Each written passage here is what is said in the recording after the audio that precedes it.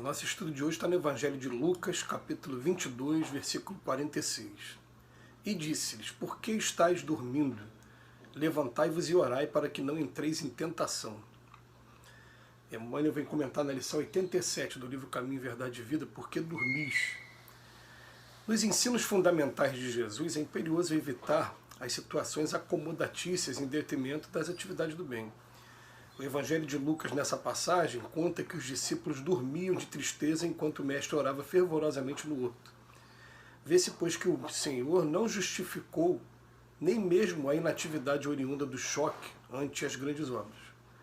O aprendiz figurará o mundo como campo de trabalho do reino, onde se esforçará operoso e vigilante, compreendendo que o Cristo prossegue em serviço redentor para o resgate total das criaturas.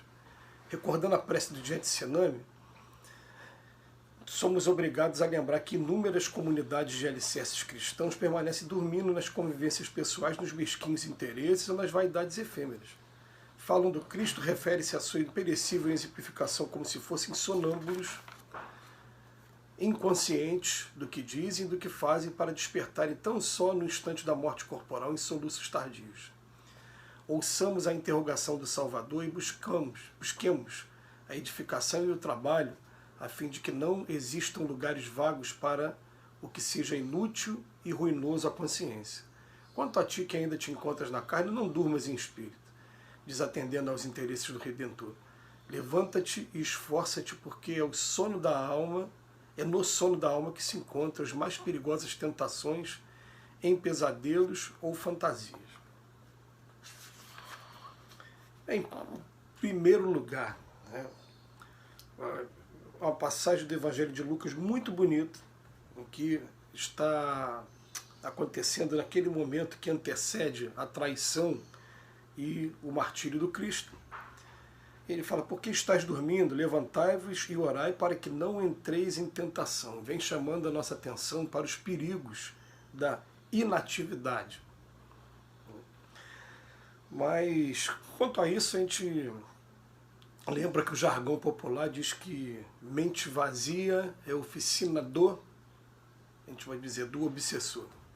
A gente não vai dizer o outro nome que normalmente se usa, porque a gente, fazendo um estudo, a gente vai descobrir que todo mundo é espírito, todo mundo tem a mesma origem, todo mundo é filho de Deus.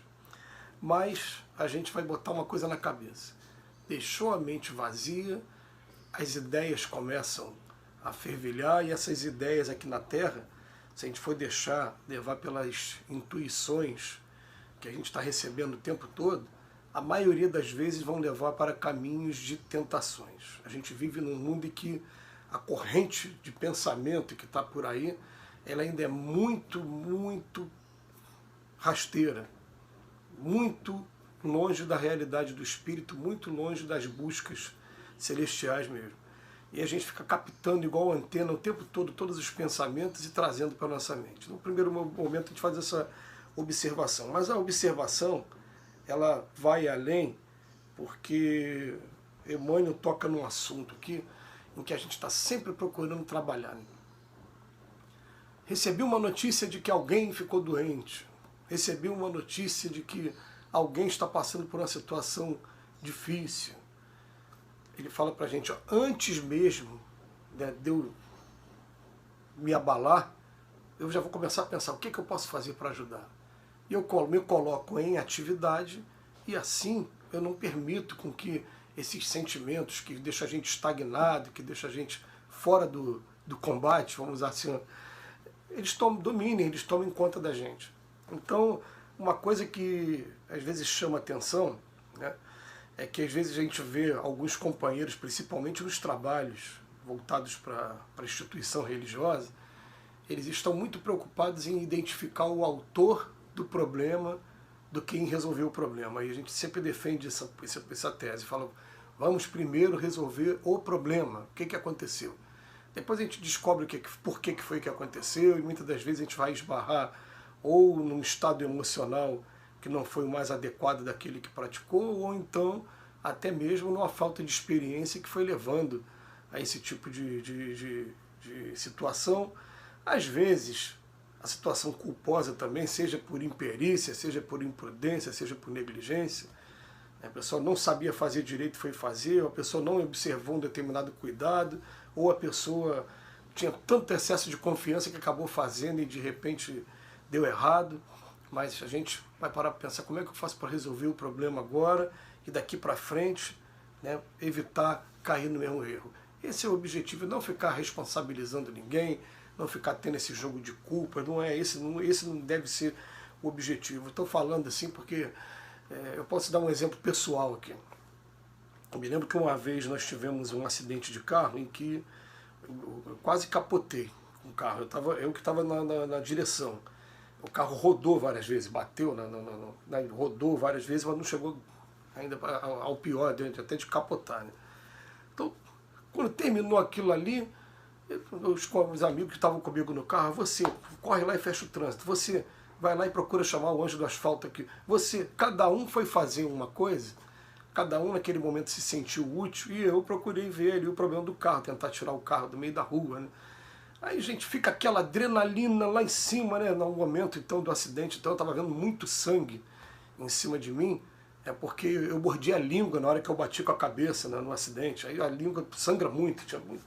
E mesmo com sangue todo, eu falei, não, vamos manter a calma, vamos embora, o que a gente tem que fazer aqui? Vamos resolver. Aí depois que passou aquele problema todo, já estava tudo resolvido, o carro sendo levado no reboque para a oficina, né, tudo resolvido, não teve vítima, não teve nada. Aí, gente, aí acalma, aí dá tremedeira, o sistema nervoso mostra que ele existe também, né, enfim. Mas resolveu o problema. O grande problema nosso é que a gente, às vezes, né, ele fala para a gente, né, até no momento de resgate, né, das criaturas, tem um momento que ele fala que é muito bonito, ó, o Senhor não justificou nem mesmo a inatividade oriunda do choque. Não, tio, olha assim, meu Deus, pandemia, e agora o que eu faço? Não, eu vou tentar fazer alguma coisa para ajudar.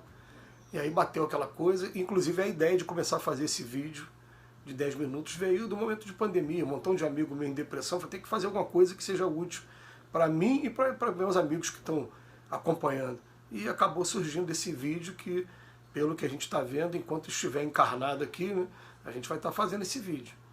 Mas a gente vai desenvolvendo maneiras de estar trabalhando e não deixando jamais que a gente durma para que não entrais em tentação. E as tentações são muitas. Deixou a mente vazia, as tentações chegam. Que tentações são essas? São aquelas ainda prendendo a gente ao homem mais primitivo, aos nossos instintos mais primitivos ainda. A gente vai começar a pensar na briga daquilo, o que eu vou fazer daqui para poder me beneficiar dessa maneira. São as tentações materiais, são as tentações, né, dos interesses nossos, e também as tentações voltadas para vícios diversos aí. Isso acontece, são essas tentações normais.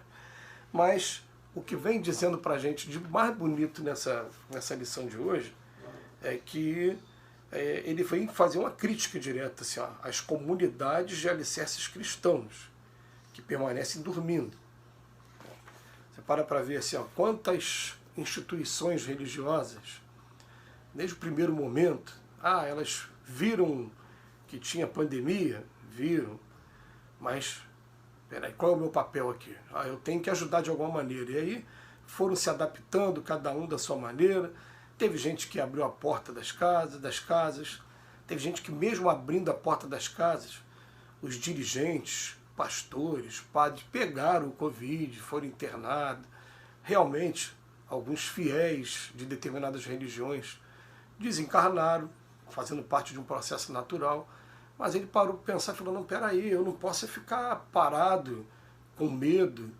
E algumas pessoas ficaram dessa maneira, preferiram dormir, né? E muitas instituições acabaram fazendo isso, e os trabalhadores falando, então peraí, então já que eu não posso, eu tenho que respeitar a coletividade aqui do nosso trabalho, né? A diretoria do nosso trabalho, eu vou continuar me envolvendo com outros trabalhos, e foi fazendo os outros trabalhos, independente do ponto de vista pessoal desse ou daquele dirigente, principalmente daqueles dirigentes que centralizam mais o poder de decisão em suas mãos. Mas a verdade é que quanto mais a gente se mantém em atividade, mais a gente está em contato com o Mestre, porque uma frase que eu ouvi na semana passada, Quando a gente ora, a gente vai a Deus. Quando a gente age, Deus vem até a gente. Que o Senhor nos abençoe hoje e sempre.